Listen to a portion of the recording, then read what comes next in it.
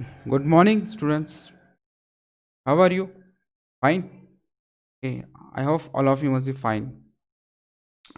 Today is our fifth lecture of Basic of Accounting. इससे पहले मैंने आपको 4 लेक्चर्स में अकाउंट्स के बारे में, बुक कीपिंग के बारे में बताया था। फर्स्ट लेक्चर में हम लोगों ने पढ़ाया था, क्या पढ़े थे आप लोगों ने? फर्स्ट लेक्चर में हमने हिस्ट्री ऑफ अकाउंटिंग देखा था। ओके, मीनिंग ऑफ अकाउंटिंग देखा था। उसके बाद हमने अकाउंट्स के बारे में, अकाउंट्स किस तरह से इंडिया में आया। ओके, फिर अकाउंट्स का फादर कौन है, बुक कीपिंग के फादर कौन है, उसके बारे में देखा था। उसके बाद हम लोगों ने अकाउंट के बाद क्या देखा था? Book keeping. मैंने आपको बुक कीपिंग का मीनिंग बताया था। ओके, बुक कीपिंग की डेफिनेशंस बताया था। बुक कीपिंग के गोल्स, ऑब्जेक्टिव, इंपॉर्टेंट, एडवांटेजेस के बारे में हम लोगों ने स्टडी की थी। ओके, उसके बाद फिर difference between the accounting and accountancy, इसके बारे में हम लोगों ने स्टडी किया था। अकाउंटिंग क्या होता है, अकाउंटेंसी क्या होता है। ओके, उसके बाद अकाउंट्स के मेथड्स कौन से होते हैं, methods of accounting. Methods of accounting के अंदर हम लोगों ने देर आर 3 मेथड्स थे। कौन से 3 मेथड्स थे? First methods cash basis method पढ़ाया था। ओके, उसके बाद हम लोगों ने क्या पढ़ा था? कैश के बाद एक्रूअल बेसिस, और थर्ड बेसिस था वो हाइब्रिड और मिक्स बेसिस। हाइब्रिड और मिक्स बेसिस गवर्नमेंट ऑफ जो इंडिया का जो लॉ है वो क्या करता है, उसको प्रोहिबिट्स करता है, मना करता है कि ये आप मेथड मत यूज़ करो। Okay, got it. ओके, अब इसके बाद जो हमारा नेक्स्ट टॉपिक है वो है आपका ब्रांच ऑफ अकाउंटिंग। कौन सा नेक्स्ट टॉपिक है? Branch of accounting. Okay, branch of accounting. अब ब्रांच ऑफ अकाउंटिंग क्या होता है? शाखाएं, अकाउंट्स की शाखाएं होते हैं।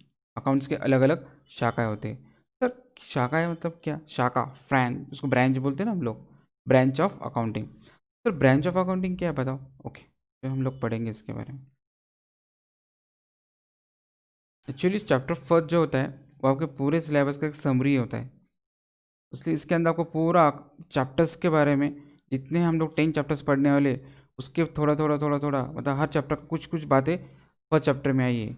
ओके, अब ये सब अब क्या करोगे, जैसे चैप्टर्स आगे जाएंगे आपको ये सब बातें क्लियर होते चलेगा।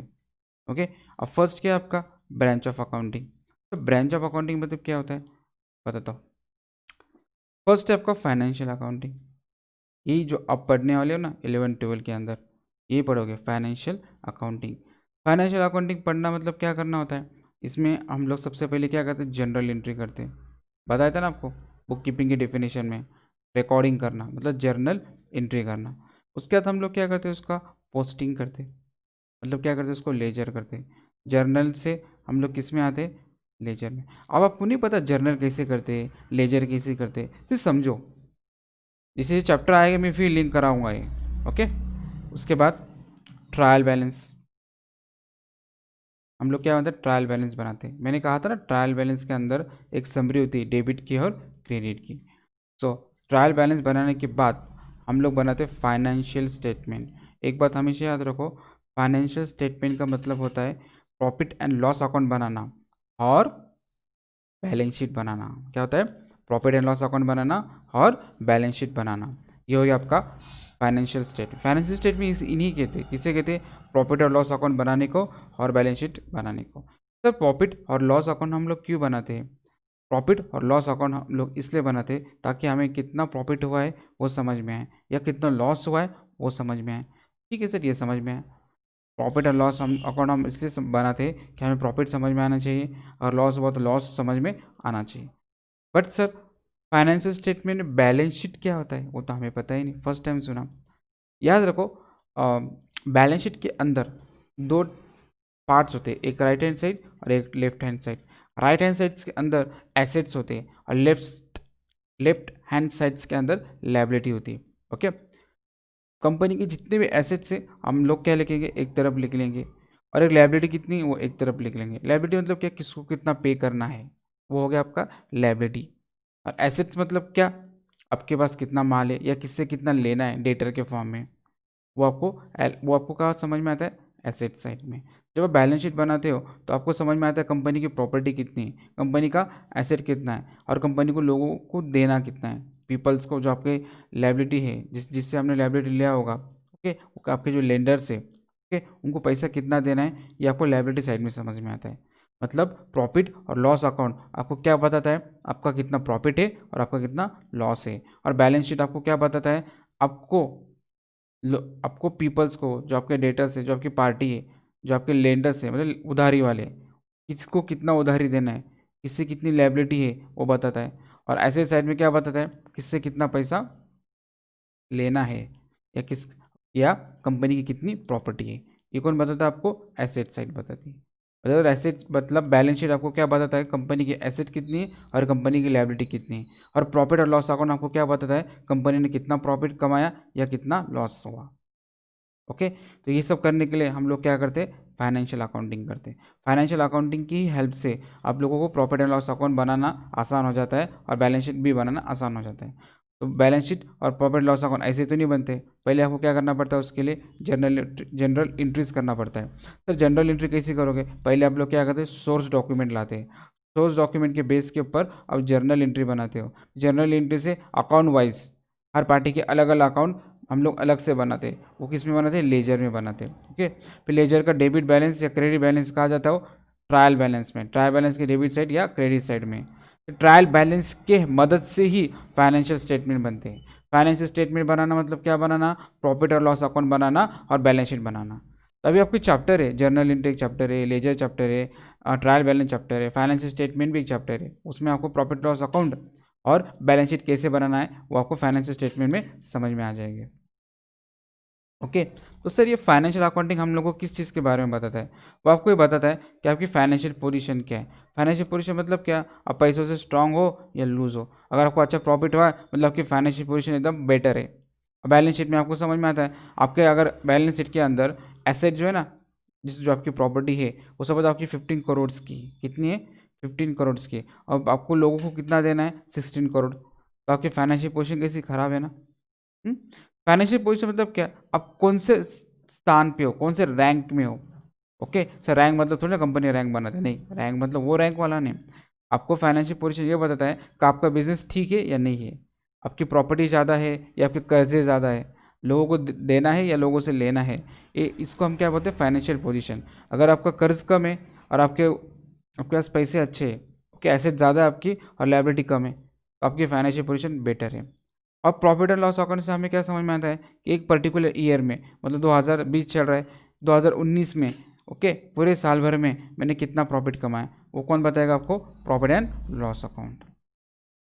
Got it. तो profit loss account, profit and loss account और बैलेंस शीट बनाने के लिए ही हम लोग क्या करते हैं, जनरल एंट्रीज करते हैं। फिर इसकी क्या करते हैं, पोस्टिंग मतलब लेजर करते हैं। फिर लेजर से ट्रायल बैलेंस आता है, फिर ट्रायल बैलेंस से हमारा क्या बनता है, फाइनेंशियल स्टेटमेंट। और लास्ट में साल के आखिरी में, एंड में, साल के एंड के अंदर, ईयर एंड में हम लोगों को मतलब कंपनी को क्या समझ में आता है, कंपनी का प्रॉफिट हुआ या लॉस हुआ है, या कंपनी की एसेट्स कितनी है और कंपनी की लायबिलिटी कितनी है। अभी आपको एसेट्स क्या है ये नहीं पता, लायबिलिटी क्या है ये नहीं पता, मैं आपको थोड़ा सा सेकंड या थर्ड लेक्चर में बताया था उसके बारे में। बस वही बात याद रखो, नेक्स्ट टर्म में, नेक्स्ट चैप्टर में, उसके नेक्स्ट चैप्टर में अकाउंटिंग टर्मिनोलॉजीज आने वाला है, तब मैं आपको ये सब क्लियर करा दूंगा। Okay, next cost accounting. Sir financial accounting तो समझ में आया, सर कॉस्ट अकाउंटिंग क्या है ये बात समझ में नहीं आ रही। कॉस्ट अकाउंटिंग मतलब जैसे कि मैं हूँ, मैंने आपको बताया था मेरी पटेल इंडस्ट्रीज़ है। ओके, पटेल इंडस्ट्रीज़ के अंदर मैं क्या कर रहा हूँ, क्या कर रहे हो सर, हमें क्या बता, पटेल इंडस्ट्रीज़ के अंदर मैं आपको, मतलब मेरी पटेल इंडस्ट्री है, मैं क्या बना रहा हूँ, वाटर बॉटल्स बनाता हूँ। ओके, तो वाटर बॉटल बनाने के लिए मुझे पहले क्या करना पड़ेगा, मुझे वो वाटर बॉटल मार्केट में कितने में बेचना है, मार्केट में उसकी कॉस्ट कितनी वो फाइंड आउट करना पड़ेगी ना। First upon I will have to find out the cost of the water bottle in the market. और मुझे ये भी देखना पड़ेगा मार्केट में बेचने के बाद मुझे कितना प्रॉफिट हो रहा है। ओके, समझ में आ रहा है। तो ये सब इसकी क्या होती है, कॉस्ट होती है। तो कॉस्ट निकालने को हम लोग क्या कहते हैं, कॉस्ट अकाउंटिंग कहते हैं। ओके, इसके अंदर हमें कॉस्ट अकाउंटिंग के हेल्प से हमें समझ में आता है कि प्रोडक्ट का कितना कॉस्ट होना चाहिए, या प्रोडक्ट का कॉस्ट ज़्यादा हो रहा है तो उसको कंट्रोल में कैसे लाना चाहिए, हर प्रोडक्ट की प्राइस कितनी रखना चाहिए, ये सब हमें कौन बताता है, कॉस्ट अकाउंटिंग। सर नहीं समझ में आया, कुछ नहीं यार, सिंपल सी बात है ना। मैं क्या बना रहा हूँ, वाटर बॉटल, देखो मैं बताता हूँ, दिख रही, ये बॉटल दिख रही, हम्म? ये मेरी बॉटल है। ओके, ये मेरी क्या है, बॉटल, इसकी मेरी कंपनी। ओके, मैं क्या करता हूँ, ये वाटर बॉटल बनाना मेरा बिजनेस है। ठीक है, अब सपोज ये है आपकी 600 की, 600 कंपनी ने इसकी प्राइस क्या डिसाइड किया, 600, ये ऐसे डिसाइड किया क्या, नहीं, ये कंपनी ने इसके ऊपर स्टडी किया होगा, ये जो मटेरियल है, रॉ मटेरियल, ये मुझे कितने में इसकी कॉस्ट कितनी है मार्केट में, ये बनाने के लिए मुझे कितनी बिजली लग रही है, ये बनाने के लिए मुझे कितने वर्कर लग रहे हैं, तो वो सब क्या करूँगा मैं, कॉस्ट डिसाइड करूँगा ना, वो सब कॉस्ट डिसाइड करके मेरा प्रॉफिट ऐड करके मैं क्या करूँगा, ये जो बॉटल है मार्केट में सेल करूँगा। तो इसके लिए आपको स्टडी करना पड़ेगा, इसका नॉलेज होना चाहिए ना कि वाटर बॉटल बनाने के लिए कितना रॉ मटेरियल लगता है, फिर हम लोग को वर्कर्स कितने लगेंगे, उसमें इलेक्ट्रिसिटी कितनी लगेगी, बहुत सारे ढेरों खर्चे होते हैं। वो सब खर्चे आप ऐड करके अपने का दिमाग लगा के आप क्या करोगे, फाइनली वाटर बॉटल की प्राइस डिसाइड करोगे। समझिए वाटर बॉटल बनाने के लिए आपको पूरे 500 रुपीज़ लगते हैं, कितने लगते हैं, 500 रुपीज़, तो 500 में बेचोगे कि नहीं, अब 100 या 200 रुपये कमाओगे, तो आपने सपोज 200 रुपीज़ कमाया, आप चाहते हो कि मुझे 200 प्रॉफिट हो, तो मैं 500 में क्या करूँगा, 200 ऐड कर दूंगा, और ये जो बॉटल है इसकी प्राइस कितनी करूँगा मैं, 700। ये सब कॉस्ट निकालना, कॉस्ट अकाउंटिंग का मतलब ही कॉस्ट निकालना है। जब कोई भी उस वस्तु ये मतलब क्या, गुड्स, उसके अगर हम लोग क्या करना चाहते हैं, कॉस्ट निकालना चाहते हैं, कि हम चाहते हैं कि मार्केट में इसकी जो बॉटल है इसकी कॉस्ट कितनी हो, ऐसी कॉस्ट हो ताकि हमें समझ में आए। अगर हम लोगों की ये जो बॉटल है इसकी कॉस्ट अगर 800 रुपीज़ है, और सेम बॉटल अगर मार्केट में 500 रुपीज़ की मिल रही हो, तो अब बताओ मेरी बॉटल कोई खरीदा क्या, मेरी बॉटल कोई परचेस करेगा, बिल्कुल नहीं करेगा। तो मुझे क्या करना है, दिमाग से सोचना है, ओके, मार्केट का सर्वे करना है, और मुझे ये देखना है कि ये वाटर बॉटल की कम से कम कितनी प्राइस में रख सकूँ, ताकि क्या करें, लोग इसको परचेस कर सकें। तो ये सब कॉस्टिंग निकालने का काम कौन करता है, कॉस्ट अकाउंटिंग करता है। कौन करता है, कॉस्ट अकाउंटिंग। आप SYTY में पढ़ोगे चैप्टर ही है, ये कॉस्ट शीट चैप्टर है, जॉब एंड कॉन्ट्रैक्ट है, प्रोसेस कॉस्टिंग है, ऑपरेटिंग कॉस्टिंग है, ये सब आपके चैप्टर्स हैं, आएगा आपको आगे चल, अभी इसकी ज़रूरत नहीं। इससे आपको ये बात याद रखो, कॉस्ट अकाउंटिंग में आप क्या करते हो, ये देखो दिख रहा है, cost per unit of product, आपको हर प्रोडक्ट का कॉस्ट निकालना आसान जाता है, या control the cost of product, या अगर आपकी कॉस्ट ज़्यादा है तो आप कॉस्टिंग करके क्या करोगे, इतना कोशिश कर करके इसकी प्राइस कम कर दोगे, इतनी प्राइस कम करोगे कि आपको प्रॉफिट भी हो जाए और इसकी प्राइस भी कम हो जाए। तो ये सब चीज़ कॉस्ट को कंट्रोल करना, कॉस्ट की किसकी कॉस्ट को कंट्रोल करना, प्रोडक्ट के कॉस्ट को कंट्रोल करना, या प्रोडक्ट के कॉस्ट को कितने में बेचना, ये सब हमें क्या करना होता है, इसकी एक फिगर निकालनी होती है, इसकी वैल्यू निकालनी होती है। ये वैल्यू कैसे निकलेगी, हमारी कॉस्ट अकाउंटिंग के हेल्प से निकलेगी।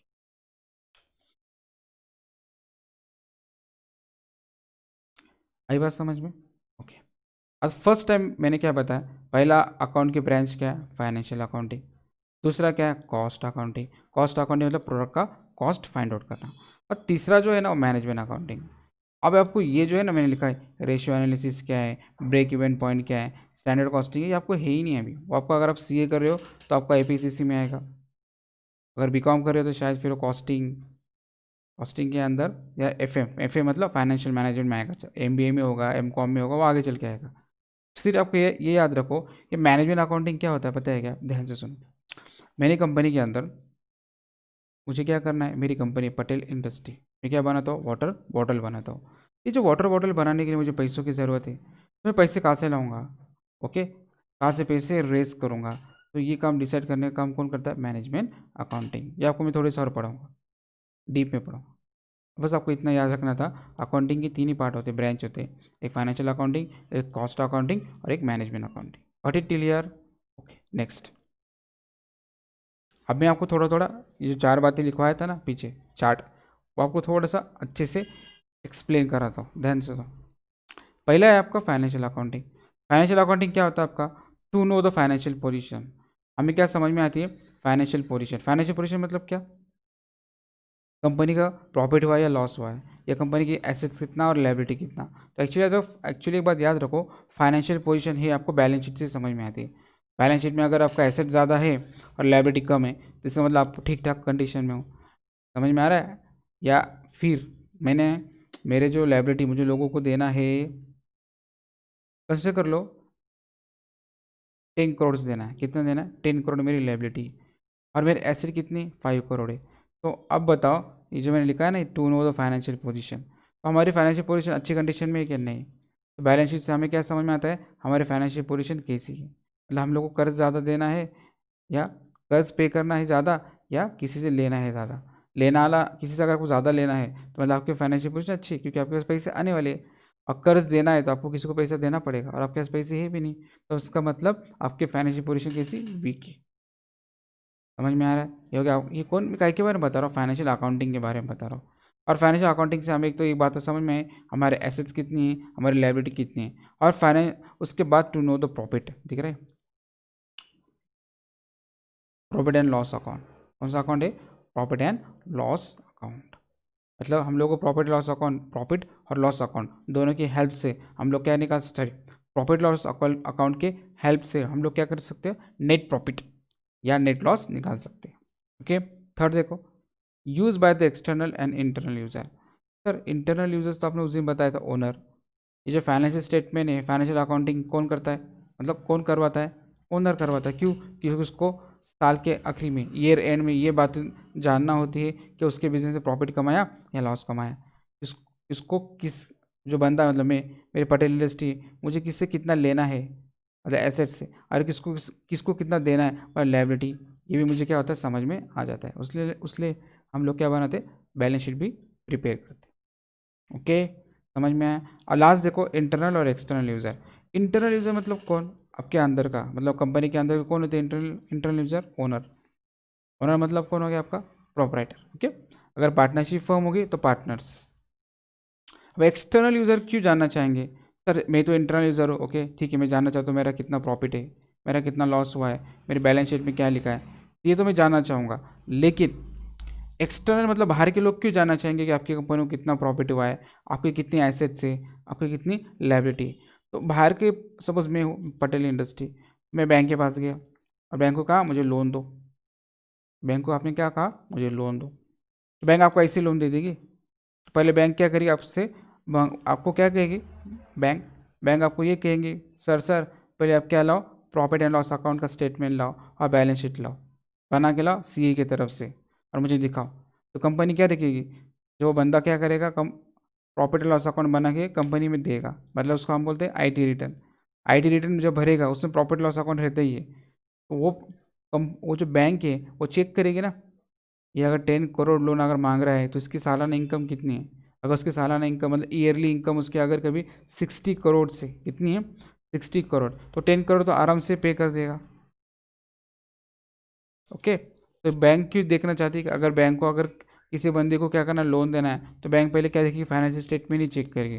मैं जब भी फाइनेंशियल स्टेटमेंट का नाम लूँगा तो समझ लेना मैं दोनों के बारे में बात कर रहा हूँ। किसके बारे में? एक बैलेंस शीट के बारे में भी बात कर रहा हूँ और एक प्रॉफिट एंड लॉस अकाउंट के बारे में भी बात कर रहा हूँ। ओके, ये हो गया आपका एक्सटर्नल, क्या था, बैंक। उसके अलावा अगर आप कोई, आपका कोई क्रेडिटर है, आपको किससे पैसे लेना है, क्या करना है, या फिर सुनो, अगर आपको किसी से कोई गुड्स खरीदना है, परचेस करना है, वो भी क्रेडिट के ऊपर, वो पहले देखेगा ना, जो बंदे का सब जा रहे हो कुछ गुड्स खरीदने के लिए, तो वो बंदा पहले चेक करेगा ना, मैं इसको गुड्स तो दे रहा हूँ, इतना 1 करोड़ का माल सेल कर रहा हूँ, भाई से कंपनी प्रॉफिट में कि लॉस में। पता चला 1 करोड़ का उसको गुड्स सोल्ड कर दिया, मालूम पड़ा अरे कंपनी दिवाला है, गई क्यों बंदे की 1 करोड़। तो पहले वो बंदा क्या करेगा, मेरे को, मैं पटेल इंडस्ट्री, मेरे पास आएगा, मेरा क्या देखेगा, फाइनेंशियल स्टेटमेंट चेक करेगा 2-3 साल पुराना। उसमें देखेंगे ये बंदे को प्रॉफिट हो रहा है कि लॉस हो रहा है, इसके एसेट्स कितनी और लायबिलिटी कितनी। एसेट्स लायबिलिटी, एसेट और लायबिलिटी क्यों बोला है, क्योंकि कल का अगर कंपनी डूब जाती है, क्या होती है, डूब जाती है, तो कोर्ट क्या करती है, एसेट्स को बेच देती है, ओके, और लायबिलिटी को पे कर देती है। तो वो, मैं पटेल इंडस्ट्री हूँ, मेरी कंपनी बंद हो गई और मेरा 5 करोड़ का क्या हुआ, लायबिलिटी है, तो क्या करूँगा मैं, कंपनी को बंद कर दूंगा और मेरे एसेट से वो अगर 10 करोड़ के, तो 10 करोड़ के एसेट सेल कर दूंगा और 10 करोड़ में से 5 करोड़ लायबिलिटी वाले को दे दूंगा, बात खत्म। तो ये एक्सटर्नल यूज़र इसी के थे। एक्सटर्नल यूज़र मतलब कौन, बैंक हो गई, या आपको किसी से पैसे लेना है वो हो गए, वो कौन हो गया, आपके एक्सटर्नल यूज़र। और तीसरा एक्सटर्नल यूज़र कौन है, गवर्नमेंट। तो गवर्नमेंट क्यों एक्सटर्नल यूज़र है, क्योंकि गवर्नमेंट को आपको क्या करना पड़ता है, टैक्स पे करना पड़ता है। सपोज मैं हूँ, मुझे गवर्नमेंट को टैक्स देना पड़ता है, तो मैं गवर्नमेंट को टैक्स कब दूंगा, गवर्नमेंट को मैंने 2,000 रुपये थमा दिए, लो 2,000 ऐश करो, चलेगा क्या, नहीं। मैं अगर करोड़ों का कमा रहा हूँ तो 2,000 लेगी गवर्नमेंट मेरे से, नहीं। तो गवर्नमेंट पहले क्या बोलेगी आपको, सर आप क्या करो, पहले आपका फाइनेंशियल स्टेटमेंट हमें दिखाओ, गवर्नमेंट क्या करेगी, फाइनेंशियल स्टेटमेंट चेक करेगी। क्या करेगी गवर्नमेंट, फाइनेंशियल स्टेटमेंट चेक करेगी। जब फाइनेंशियल स्टेटमेंट चेक करेगी तो गवर्नमेंट को क्या लगेगा, गवर्नमेंट चेक करेगी ना, अरे इसका प्रॉफिट ज़्यादा है, ओके, इसका लॉस भी कम है, इसके एसेट्स भी बहुत ज़्यादा है और इसकी लायबिलिटी बहुत कम है। कल अगर ये बंदे ने हमारा लोन नहीं दिया तो इसके पूरे एसेट हम लोग क्या करेंगे, जमा कर लेंगे और हमारा लोन क्या करेंगे, निकाल लेंगे। फॉर एग्जांपल सुनो, मैं पटेल इंडस्ट्रीज़ हूँ, ओके, मेरा बिजनेस कौन सा है, वाटर बॉटल का, वाटर बॉटल मैन्युफैक्चरिंग का। मैं कहाँ गया, बैंक के अंदर गया, मैंने बैंक को कहा सर मुझे 2 करोड़ दो, लोन चाहिए मेरी कंपनी के लिए। तो कंपनी दे देगी उसको, नहीं, कंपनी पहले क्या करेगी, देखेगी, कंपनी उसे कहेगी सर जाओ और आपका फाइनेंशियल स्टेटमेंट लेकर आओ, यही साल का या 2 साल पुराना, 2-3 साल का चेक करती है एक साथ हो। जब कंपनी क्या करेगी, जब बैंक बैंक वाला, सब मैं हूँ, मैं तो मिस्टर पटेल हूँ, पटेल इंडस्ट्री, मैं बैंक के पास गया, क्या लेके, फाइनेंशियल स्टेटमेंट लेके। बैंक क्या करेगी, चेक करेगी, बैंक क्या करेगी, चेक करेगी ना कि इसके एसेट्स कितने हैं, इसके लायबिलिटी कितनी है, ओके। तो बैंक ये चेक क्यों करती, अगर मुझे बैंक को अगर 1 करोड़ लोन देना है तो बैंक क्या करेगी, ऐसे दे देगी, जा उठा के लेके जाओ। बैंक पहले सोचेगी जो ये बंदा अगर 1 करोड़ या 2 करोड़ जो भी हो लोन की अमाउंट, वो अगर हमारे से चाहता है कि ये बंदा हमारे से लोन ले, बैंक भी सोचेगी ना कि ये रीपे कर पाएगा क्या वापस, इसकी इतनी कंडीशन अच्छी है कि ये हमारा पैसा हमें वापस लौटाएगा, ये ईएमआई इंस्टॉलमेंट पे कर पाएगा मंथली। तो गवर्नमेंट उसे कहती जाओ, सॉरी बैंक उसे कहती जाओ आपका क्या लेके आओ, फाइनेंशियल स्टेटमेंट लेके आओ। तो फाइनेंशियल स्टेटमेंट में देखती है यार इसका प्रॉफिट तो बहुत अच्छा है, मतलब ये क्या कर सकता है, हमारा मंथला हमारी जो मंथ की जो है मंथली क्या ईएमआई है बैंक के लिए, ये तो आराम से पे कर सकता है। और दूसरी बात, फ्यूचर में अगर इसे नहीं दिया, 1 साल दिया, 2 साल दिया, बाद में इसने क्या किया, पैसे देना बंद कर दिया, तो अब बैंक क्या करेंगे, उसको मार तो नहीं सकते बैंक। तो बैंक ने क्या देखा होता है ना, उसका एसेट तो वो 10 करोड़ का है और हमारी जो लाइबिलिटी वो 2 ही करोड़ की, तो कंपनी, तो बैंक क्या करेगी, मेरे पास आएगी और मेरा एसेट उठा के लेके जाएगी और अपने पैसा वसूल कर लेगी। सपोज अगर मेरे पास कंपनी कुछ है ही नहीं, मान लो, और बैंक ने मुझे लोन दे दिया, और कल को अगर मैंने लोन नहीं पे किया तो बैंक उठाने के लिए क्या उठाएंगे, उसकी कंपनी, उसके घर से या उसकी कंपनी में से कुछ होगा ही नहीं। तो उसलिए बैंक पहले क्या कर लेती है, सिक्योर कर लेती है। अगर मेरे ये जो पटेल इंडस्ट्री है, इसने अगर मुझे मेरा जो ईएमआई है, मेरा जो इंस्टॉलमेंट है, वो अगर वापस नहीं किया, ओके, टाइम टू टाइम अगर इंस्टॉलमेंट पे नहीं किया, तो मैं क्या करूँगा, इसके एसेट बेच दूंगा और मेरे मेरे पैसे क्या करूँगा, ले लूँगा। ये कौन सोच रही है, बैंक सोच रही है। कौन सोच रही है, बैंक। इसलिए बैंक क्या करती है, एसेट्स और लायबिलिटी भी मंगाती है और प्रॉफिट एंड लॉस अकाउंट भी मंगाती है, ओके। ये हो गया आपका एक्सटर्नल यूजर्स। एक्सटर्नल यूजर कौन हो सकता है, बैंक हो सकती है या फिर लेंडर हो सकते हैं, जिसको आपको पैसा देना है वो। तो फाइनेंशियल स्टेटमेंट उन लोगों के लिए बहुत यूजफुल है। Got it, okay. हो गया। आप थर्ड देखो, सेकंड देखो, कॉस्ट अकाउंटिंग, दिख रहा है, cost accounting, cost per unit of product, example cost per unit of bottle. Cost accounting मतलब क्या है, मैंने आपको बताया था ना, वो जो बॉटल है ना, बॉटल, वो बॉटल का मुझे क्या करना है, रेट निकालना है। तो मैं क्या करूँगा, हर बॉटल का रेट निकालूंगा, हर मतलब एक ही बॉटल का रेट निकालूंगा, उसके ऊपर सारे बॉटल का हम लोग गेस कर सकते हैं। क्या गेस कर सकते हैं, सब बॉटल के कॉस्ट। आई बात समझ में, आप ध्यान से सुनो मैं क्या कह रहा हूँ।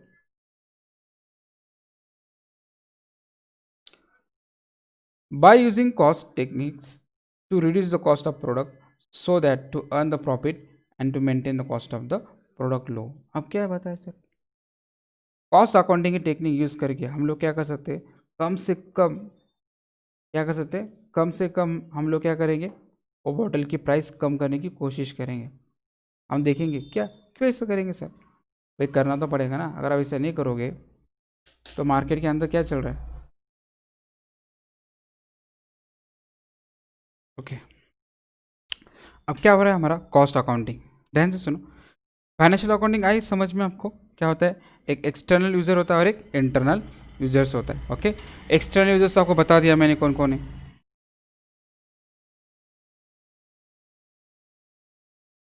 एक्सटर्नल यूजर्स में कौन आता है, देखो,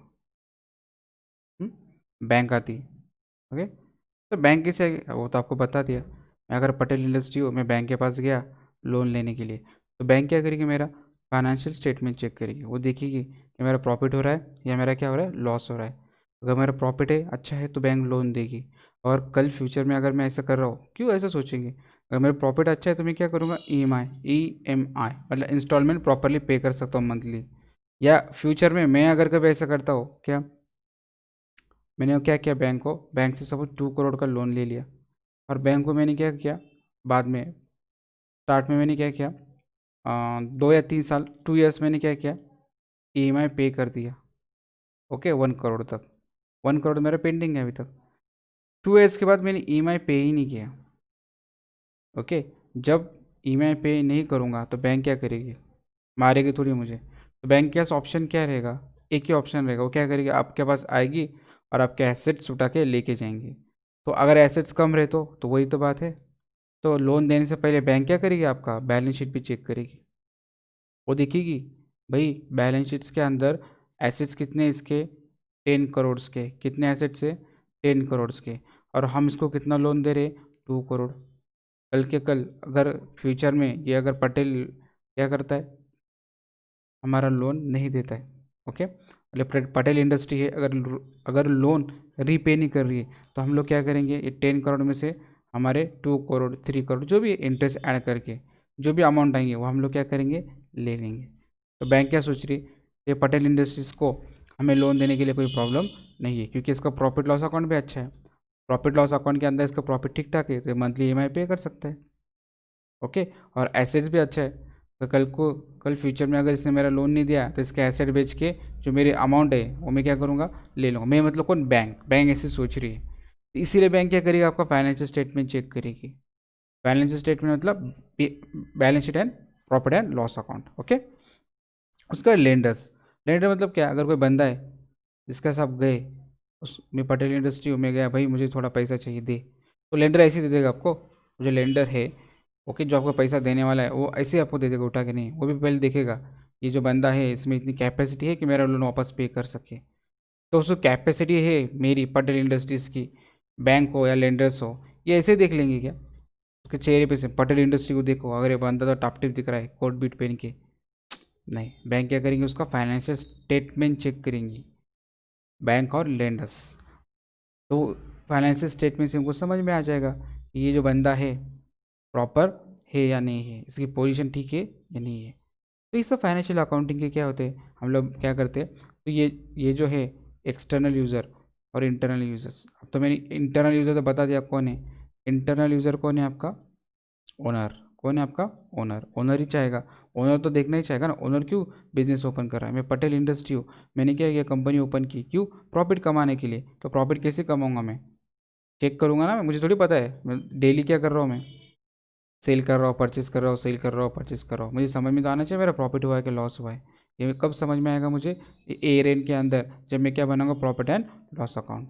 तो फाइनेंशियल अकाउंटिंग की यूज़र्स कौन है, एक इंटरनल यूज़र से मतलब मैं, और एक्सटर्नल यूज़र्स कौन हो सकता है, बैंक हो सकते हैं, लेंडर्स हो सकते हैं, और तीसरा कौन है, ये भी हो सकते हैं, हो सकती नहीं है ही, गवर्नमेंट। सर गवर्नमेंट को क्या करना है, गवर्नमेंट को टैक्स पे करना है ना। मैं अगर 10 करोड़ कमा रहा हूँ, कितना, 10 CR, अगर मैं 10 करोड़ कमा रहा हूँ, कितने कमा रहा हूँ मैं, 10 करोड़।